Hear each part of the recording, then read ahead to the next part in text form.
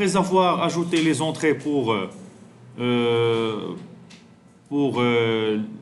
ajouter un étudiant dans un groupe, ou bien récupérer tous les étudiants d'un groupe, maintenant nous allons voir comment supprimer un groupe, d'accord?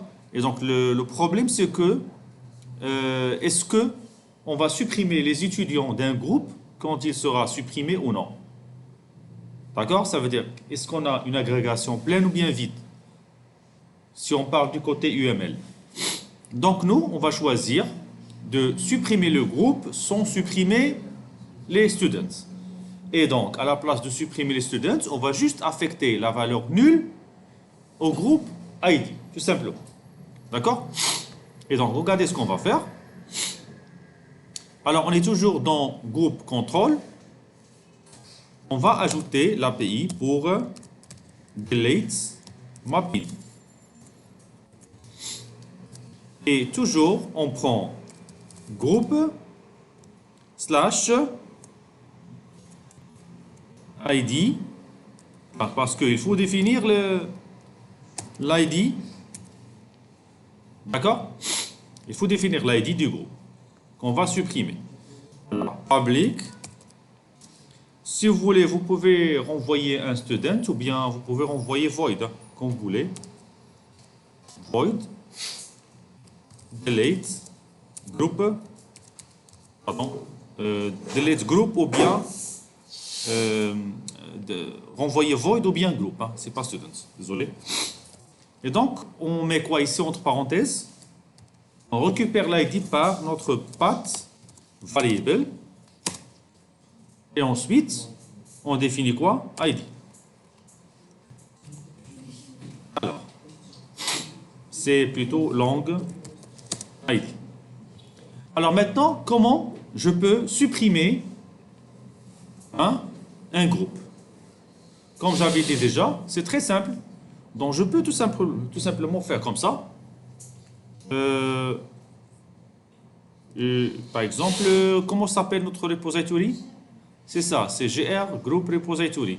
Donc je vais mettre gr point quoi? Delete by id, c'est ça? Qui renvoie un void. Et donc je donne l'id. Après avoir supprimé le groupe, qu'est-ce que ça passe maintenant? Hein? Normalement, vous pensez à quoi? Vous pensez à aller affecter la valeur nulle à l'attribut group ID. Hein? Ça veut dire ça. Ça veut dire affecter nul ici. C'est ça? Est-ce qu'on aura besoin de ça? Ça veut dire si on exécute seulement cette requête, qu'est-ce qui se passe? On verra maintenant, tout de suite, qu'est-ce qui se passe. Alors, on revient vers Postman. Je prends ça, groupe. D'accord, je prends l'API. Allez, copier. Non, c'est pas grave. Donc, j'affiche d'abord. J'affiche localhost groupe ou bien voilà. Ça ne marche pas parce que je dois quoi? Je dois démarrer mon projet. Mon projet n'est pas encore démarré. Alors, mon projet ici s'appelle comment il s'appelle, s'il vous plaît? My First App, c'est ça. Run as. Je choisis Spring Boot App. Oui.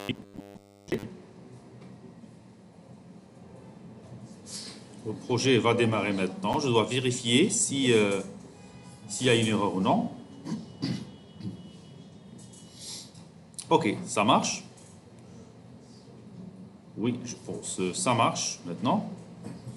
Voilà, c'est ça. On a deux groupes. Vous voyez? Là, je vais essayer maintenant de supprimer un de ces groupes. Je supprime par exemple le groupe 1. Donc, j'ajoute une autre entrée avec delete. Voilà. Et je choisis ici slash 1. C'est bon? Alors, je vais choisir maintenant d'exécuter. Ah, il m'a renvoyé 500. Il m'a dit qu'il y a une erreur. Hein? Pourquoi? Hein? À votre avis, pourquoi? J'ai donné normalement 1. Ça, c'est l'ID. J'ai déjà le groupe. Et c'est exactement ça, ce qu'on vient de faire. Groupe ID. Et à l'intérieur, qu'est-ce qu'il a fait? Il a tout simplement fait un delete by ID. Mais, si vous voyez bien sûr les erreurs, on verra l'erreur déclenchée. Qu'est-ce qu'il a dit? Voilà. D'abord, ça c'est un problème SQL, n'est-ce pas? D'accord? Qu'est-ce qu'il a dit? SQL Integrity Constraints Violation Exception. Ça veut dire qu'on a violé la contrainte d'intégrité. Pourquoi? Parce que cet élément qu'on veut supprimer est déjà lié à... Voilà. Donc, il est déjà lié à l'autre... Voilà. Count deletes or updates a parent row, a foreign key constraint file. Vous voyez? Donc, maintenant, vous comprenez pourquoi. Donc, on veut supprimer un foreign key. Il est déjà attaché à notre table. Et donc, ça c'est pas permis. Ça, ce n'est pas permis. Donc, en fait, il y a plusieurs solutions de faire ça. D'abord, soit vous modifiez par la valeur nulle avant de supprimer pour enlever cette liaison. D'accord? Parfait.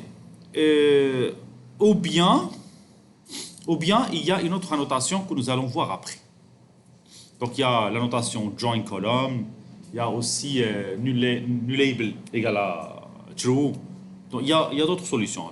D'abord, on va commencer par la solution qui apparaît d'abord claire. C'est d'affecter la valeur nulle à tous les students de quoi? De ce groupe. Et donc là, je vais faire déclarer une liste de students comme ça, qui est égal à quoi? Qui est égal au résultat de cette méthode. La méthode, c'est cette méthode-là, qui est la méthode qui récupère tous les students d'un groupe.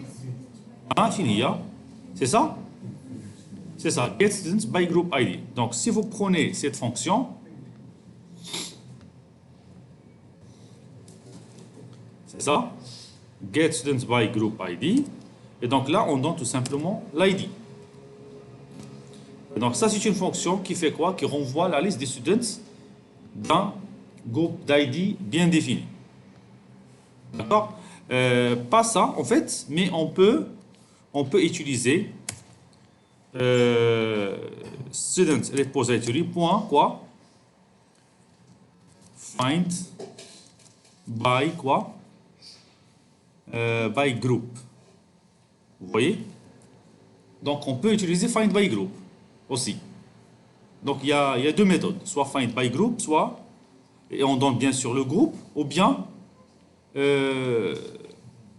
directement, on utilise la première fonction, get students by group ID. Donc, on suppose qu'on a récupéré tous les students d'un groupe. Qu'est-ce que nous allons faire? Nous allons utiliser une boucle maintenant pour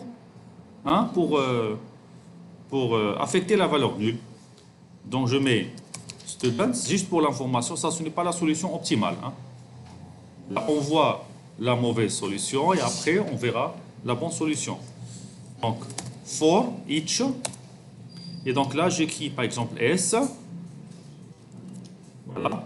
Et j'écris ce qu'on appelle une expression lambda. Voilà, ça c'est ce qu'on appelle une expression lambda. Alors, for each, pour chaque student qui appartient à la liste des students, qu'est-ce qu'on va faire? On va faire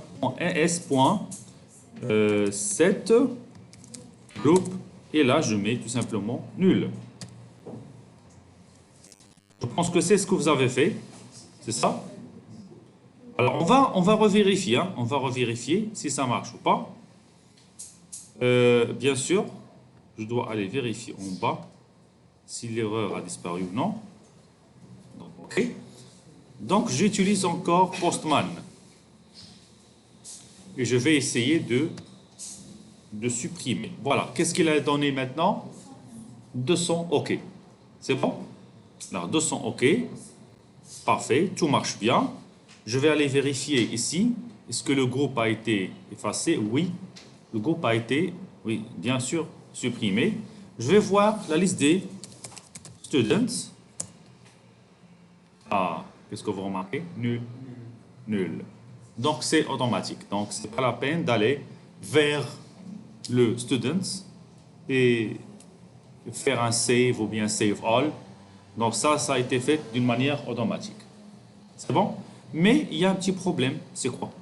C'est que généralement, quand on parle d'un contrôleur, ici, donc, le contrôleur ici a dépassé ses limites. Oui. Pourquoi il a dépassé ses limites? Parce que généralement, dans un contrôleur, on ne fait pas généralement des boucles et des conditions. C'est bon? Pourquoi? Parce que le contrôleur, il ne fait que l'aiguillage. Parfois, oui, on peut utiliser if, OK. Mais, généralement, tout type de traitement additionnel doit être mis dans un service. Et maintenant, on va commencer à utiliser aussi les services. C'est bon? Alors, la solution avec les services, on va la voir dans la vidéo prochaine. OK?